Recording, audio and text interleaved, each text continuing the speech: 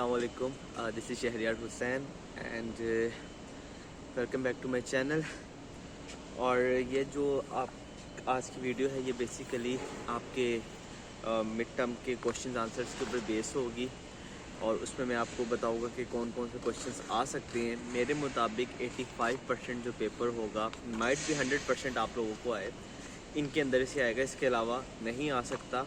एक चीज़, दूसरी चीज़ के सवाल वो अपनी तरफ से घुमा फिरा कर दे सकता है, उसकी मैं ज़मानत नहीं लेता। लेकिन जो चीज़ें मैं आपको बताने जा रहा हूँ आपके सब्जेक्टिव क्वेश्चन के लिहाज से मैक्सिमम में भी 100% आपको इसी के अंदर से पेपर आएगा, इसके अलावा नहीं आएगा। ठीक है, लेकिन आपने फिर भी अपनी तैयारी पूरी रखनी है, मेरे कहे हुए पे नहीं जाना। आपने अपनी तैयारी फिर भी पूरी रखनी है, बट मेरी तरफ से ये आपको 80 to 100% पेपर होगा। सब्जेक्टिव क्वेश्चन की बात करो, ठीक है। मैं आपको कुछ क्वेश्चंस बताई जाता हूँ, आप वो राइट डाउन करते नहीं, क्योंकि मेरे पास इतना टाइम नहीं था कि मैं एक फ़ाइल बनाता और उसको अपलोड करके आपको मैं बता देता कि किस तरह से काम करना है। और इस वक्त तकरीबन इस वक्त दुबई में रात के 1:30 बज रहा है और मुझे कुछ टाइम मिला अपनी ड्यूटी से, तो मैंने कहा कि क्यों ना मैं आपके लिए एक वीडियो बना दूँ। अच्छा जी, पहला क्वेश्चन जो आपने राइट डाउन करना है वो आपने करना है बॉन्ड प्रीमियम, ठीक है। ये आपने राइट डाउन करना है। इसमें आपकी कैलकुलेशन भी वो आपसे पूछ सकता है, उसकी डेफिनेशन भी पूछ सकता है। सेकंड क्वेश्चन वो पूछ सकता है डिस्काउंट बॉन्ड, ठीक है। इसकी कैलकुलेशन वो आपको दे सकता है और वो कहेगा कि आप डिस्काउंट बॉन्ड आपने उसका गिवन करना है। थर्ड क्वेश्चन है find out the actual bond value, bond की जो एक्चुअल वैल्यू है वो आपने फाइंड आउट करनी है। फोर्थ क्वेश्चन आपका होगा टोटल बॉन्ड वैल्यू आपने फाइंड आउट करनी है, टोटल बॉन्ड वैल्यू आप। फिफ्थ क्वेश्चन आपके पास आएगा बॉन्ड यील्ड को कैलकुलेट करना है, बॉन्ड यील्ड को आपने कैलकुलेट करना होगा। और इसके बाद जो आपके पास क्वेश्चन आएगा वो आएगा डेफिनेशन टोटल डिस्काउंट लोन की। आपके पास डेफिनेशन आ सकती है कि टोटल डिस्काउंट लोन क्या होता है। फिर उसके बाद आपके पास अमोर्टाइज्ड लोन क्या होता है, अमोर्टाइज्ड लोन की डेफिनेशन होपफुली आपको शॉर्ट में देखने को मिले ये, क्योंकि इंपॉर्टेंट होती है और लाजमन हर बुक में ही आती है ये। अच्छा, उसके बाद आपके पास कैलकुलेशन आएगी EAR की, इफेक्टिव एनुअल रेट, EAR। अच्छा, ये मैं ना कंबाइन करके बता रहा हूँ, इसमें से खुद ही आप डिस्ट्रीब्यूट कर लीजिएगा कि कौन से आपके लॉन्ग के लिहाज से इंपॉर्टेंट होंगे और कौन से आपके शॉर्ट के लिहाज से इंपॉर्टेंट होंगे। तो इसको आपने खुद ही देख लेना है, वो मैं बता नहीं रहा क्योंकि मेरे पास कुछ इतना टाइम नहीं है, तो मैंने बस क्वेश्चंस आपके बनाए हैं और टाइम लगा के थोड़ा सा, तो मैंने कहा कि मैं आप लोगों को बता दूँ।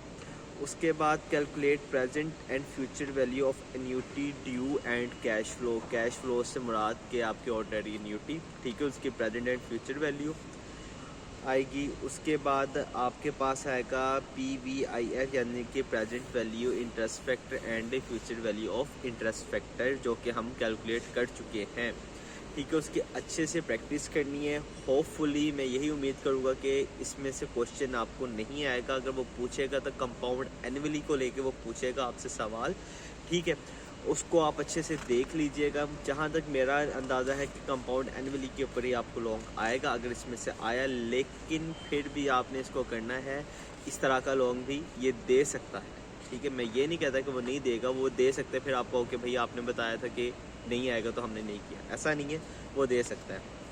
इसमें वो R की वैल्यू भी आपको फाइंड करने के लिए दे सकता है, T की वैल्यू भी आपको फाइंड करने के लिए दे सकता है। देखें, अब आपका सिलेबस हो गया कंप्रेस्ड, ठीक है। अब आपने 2 शॉर्ट नहीं करने, 2 लॉन्ग नहीं करने, यानी कि आपने एक शॉर्ट करना है, एक लॉन्ग करना है। तो उसमें वो जो लॉन्ग वाली T की वैल्यू है, ये प्रेजेंट वैल्यू जो फैक्टर है आप लोगों का, ठीक है, जो थोड़ा सा लेंथी प्रोसीजर है वो भी अब आपके पास आ सकता है, क्योंकि टाइम आपके पास ज़्यादा हो गया है और क्वेश्चन आपके पास कम हो गए हैं, ठीक है। उसके बाद आपके पास जो आ सकता है simple interest and compound interest के दोनों के लिहाज से क्वेश्चन आपके पास आ सकते हैं। कंपाउंड इंटरेस्ट आपको शॉर्ट में भी आ सकता है, लॉन्ग में भी आ सकता है, और डेफिनेटली सिंपल और कंपाउंड इंटरेस्ट आपको MCQs में भी देखने को मिलेंगे। इसके बाद आपके पास जो कैलकुलेशंस आ सकती हैं, कैलकुलेशन से मुराद की जो रेशियोज वाले लेक्चर्स हैं, उनके अंदर जो मुझे लगता है कि जो इम्पोर्टेंट है वो ROE, ठीक है, रिटर्न ऑन इक्विटी। कैसे आप फाइंड आउट करेंगे सस्टेनेबल ग्रोथ रेट को, आपने किस तरह से करना है, आपके लॉन्ग में भी आ सकता है, आपके शॉर्ट में भी आ सकता है, ठीक है। इंटरनल ग्रोथ रेट आप किस तरह करेंगे, आपके लॉन्ग में भी होगा, शॉर्ट में भी आ सकता है। रिटेंशन रेशियो डेफिनेटली आपके शॉर्ट में आएगा।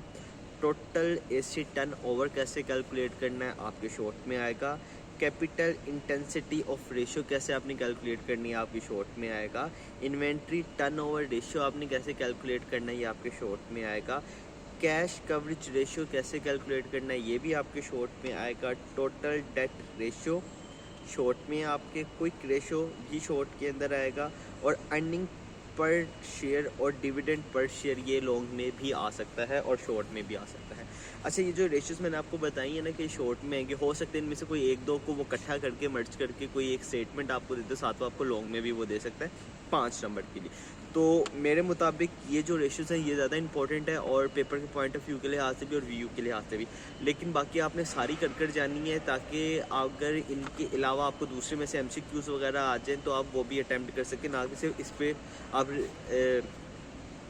तवज्जो अपनी मरकूज़ करें कि इसी में से आएगा, तो लाजमन नहीं है। ठीक है, दूसरे भी आ सकते हैं, लेकिन मेरी तरफ से जो सब्जेक्टिव के पॉइंट ऑफ व्यू के लिहाज से मैं बात करूँ तो मुझे ये इंपॉर्टेंट लगती है कि ये आनी चाहिए, इन्हीं में से आनी चाहिए। ठीक है, बाकी जब भी आपका पेपर होगा तो आप लोग ज़रूर मेरे साथ मेरा पेपर शेयर कीजिएगा, और मेरा ग्रुप का लिंक डिस्क्रिप्शन में मौजूद होगा, वहाँ पर आप ऐड हो सकते हैं। और आप मुझे पर्सनल DM करके या ग्रुप के अंदर ही मुझे DM करके आप मुझसे मेरे साथ बात कर सकते हैं, ये कोई भी आपकी क्यूरी हो उसके रिलेटेड। और पेपर भी आप शेयर कर सकते हैं और अपने व्यूज़ भी दे सकते हैं कि सर आपके पेपर्स में से इतने % आए, इतने % नहीं आया। ठीक है, ताकि मुझे भी नॉलेज हो जाए कि VU ने अगर जो अपनी चेंजिंग लेकर आया तो अपने उसने एकेडमिक प्रोसीजर के अंदर भी कुछ पेपर चेंजिंग लेकर आया है कि नहीं आया।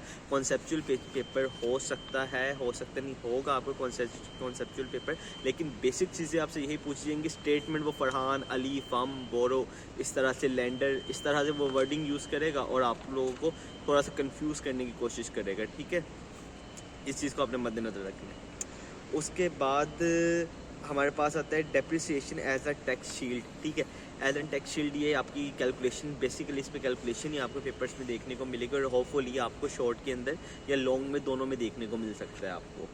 फिर उसके बाद मैं आपको बताता चलूँ, डिफरेंस बताना पड़ सकता है आपको average and marginal tax rates के अंदर। ठीक है, इनके दरमियान क्या डिफरेंस होता है, 3 नंबर में आएगा तो सिंपल डिफरेंस वो पूछ लेगा, और ये दोनों का आपको 5 नंबर के अंदर आपको लॉन्ग में भी आ सकता है कि वो कहेगा कि एक जैसे उसने GDP के अंदर एक सिनेरियो बना के दी, उसमें कहा कि उसने एवरेज कैलकुलेट करो और उसके बाद उसने कहा कि इसका मार्जिनल कैलकुलेट करो। ठीक है, एंड पे उसने सजेस्ट किया था कि पार्ट B के अंदर सजेस्ट किया था कि ये मिस्टर अली अप्लाई कौन सा करेंगे, लेकिन हो सकता है वो पार्ट B ना दे, सिंपल वो आपको कहे कि इसका एवरेज और मार्जिनल रेशियो कैलकुलेट करो, दैट्स इट, और कुछ नहीं आपने करना। ओके जी, नेक्स्ट थिंग इज़ दैट कि आपके पास आ सकता है write down the 5 points of debt versus equity. ठीक है, आपने 5 पॉइंट्स बताने हैं कि डेट वर्सेस इक्विटी, यानी कि डेट और इक्विटी के अंदर क्या डिफरेंस होता है।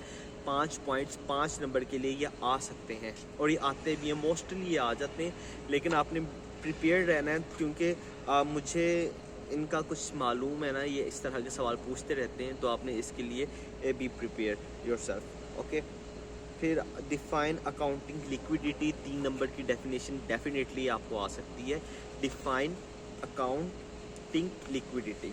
ऑलराइट, उसके बाद आपको दे सकता है using the data make down the balance sheet on proper format. ठीक है, आपको एक वो डाटा देगा, उसके ऊपर वो कहेगा कि एक प्रॉपर फॉर्मेट के साथ ना आपने बैलेंस शीट बनानी है। ये याद रखना है कि बैलेंस शीट वो जब भी देगा आपको प्रॉपर फॉर्मेट, वो नोट बाकायदा नीचे बारीक सी लाइन में लिखेगा कि आपने प्रॉपर फॉर्मेट के साथ ही बैलेंस शीट बनानी है, तभी आपको उसके पूरे नंबर मिलेंगे।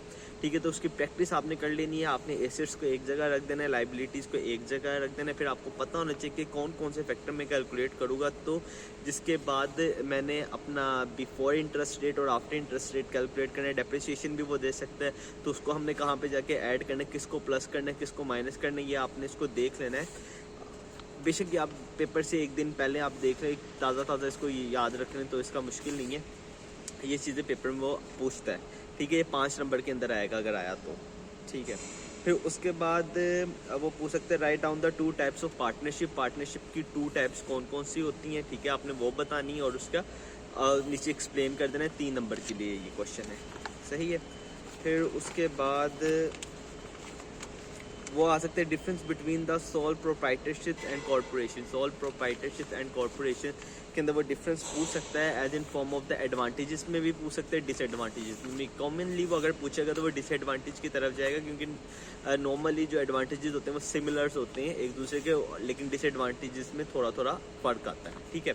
वो डबल टैक्स रेट का भी पूछ सकता है, ठीक है, वो क्या होता है, तो कॉर्पोरेशन के अंदर ही आता है, तो उसको भी ज़रा सा अपने माइंड में रखिएगा कि ये क्या चीज़ होती है, उसकी डेफिनेशन आ सकती है, ठीक है, तो आप वो बता सकती हैं। या वो इस तरह से दे सकता है कि जो कॉर्पोरेशन होती है उसमें जो डबल टैक्स रेट लगता है वो क्या होता है या किस वजह से लगता है, इस तरह से भी वो पूछ सकता है, तो उस चीज़ को आपने अपने माइंड में रखना है। अच्छा जी, इसके बाद जो आपका क्वेश्चन है वो आपको इनकम स्टेटमेंट दे सकता है, ठीक है। वो एक आपको डाटा देगा, उस पर वो कहेगा कि आप एक इनकम स्टेटमेंट बनाएं। वो भी आपको नोट लिख के देगा कि एक फॉर्मेट में आपने बनानी है इनकम स्टेटमेंट, ठीक है।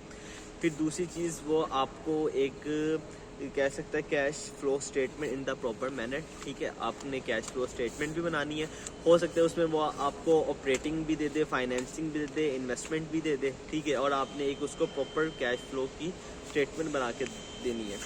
देखिए, मैं दोबारा आपको ये कहूँगा, पहले काम थोड़ा मुश्किल होता था, 1 घंटे का पेपर होता था, 22 MCQs आ जाते थे आपके पास, ठीक है, या 25 MCQs होते, जितने भी होते थे, ठीक है। फिर उसमें आपने 2 शॉर्ट करने पड़ते थे, 2 लॉन्ग करने पड़ते थे, तो वो 1 घंटे का टाइम मारते था। इस बार क्या है, 22 MCQs हैं आपके पास, ठीक है। 27 MCQs नहीं, लेकिन 22 मिनट आप कंसिडर करें, क्योंकि 22 ही आपके ठीक होने माने जाने। तो 22 MCQs हैं आपके पास। उसके बाद आपके पास 2 शॉर्ट में से 1 शॉर्ट करना है, 3 नंबर से मुराद 3 मिनट देगा, और 5 नंबर से मुराद 5 मिनट है या 10 मिनट देगा। इसमें 2 लॉन्ग में से 1 लॉन्ग करना है। तो मैं आपको यही प्रेफर करूँगा, इस बार वो थोड़ा लेंथी में भी क्वेश्चन दे सकता है, उसकी प्रैक्टिस आपने लाजमन करनी है। आपने ये नहीं सोचना है कि यार इतना तो टाइम होगा ही नहीं, ठीक है, तो ये क्वेश्चन सॉल्व नहीं हो सकता। क्वेश्चन सॉल्व हो सकता है, क्योंकि क्वेश्चन कम करके उसने एक क्वेश्चन देगा, और जो कि उसके टाइम में भी 10 से 15 मिनट या 20 मिनट का वो भी टाइम उसमें दे सकता है आपको, ठीक है। लेंथी क्वेश्चन भी आ सकता है, जैसे मैंने कहा कि टी की वैल्यू भी फाइंड करने को दे सकता है, आर की वैल्यू भी फाइंड करने को दे सकता है, ठीक है। या हो सकता है कि वो एक ऐसी सिचुएशन देते हैं जिसमें आपको पहले आर की वैल्यू फाइंड करनी, फिर उसके बाद जाके आपको फ्यूचर वैल्यू फाइंड करेंगे, ठीक है, समझ रहे मेरी बात। इस तरह से भी वो हो सकता है, लेकिन नॉर्मली इस तरह के इतनी कॉम्प्लिकेटेड क्वेश्चंस नहीं आते, क्योंकि बुक जो देखिए वो बेसिक है, इतनी कुछ खास एडवांस लेवल की बुक नहीं है। तो इस चीज़ को अपने मद्देनज़र रखना है। बाकी मेरी तरफ से ऑल द बेस्ट आप सब लोगों को। और एक वीडियो मैंने पीछे बनाई भी, एक पहले अपलोड कर दूंगा मैं, वो होगी आपकी MCQ से रिलेटेड थी, ठीक है, उसको भी आप देख लीजिएगा। इंपॉर्टेंट चीज़ें मैंने बताई हुई उसके अंदर, इस तरह से डिटेल नहीं बताई हुई, सिर्फ इंपॉर्टेंट बताई हुई। उन चीज़ों को आपने देखना, उनकी प्रैक्टिस करनी है। और बाकी अपना पेपर ज़रूर शेयर कीजिएगा मेरे साथ भी, ताकि मुझे भी पता लगे कि आया कि जो मेरे गैसेस हैं वो कितने % एक्यूरेट हैं और कितने % एक्यूरेट नहीं हुए। तो बाकी all the best to all. अपना सब ख्याल रखिएगा। अगर वीडियो अच्छी लगे तो चैनल को सब्सक्राइब और वीडियो को लाइक ज़रूर कीजिएगा। कमेंट्स में अपनी अच्छी बातें, अच्छी राय ज़रूर देते रहिएगा। इसी तरह आपको थोड़ा सा मोटिवेशन मिलती रहती है। And second thing is that के अल्लाह हाफ़िज़, फ़ी अमान अल्लाह।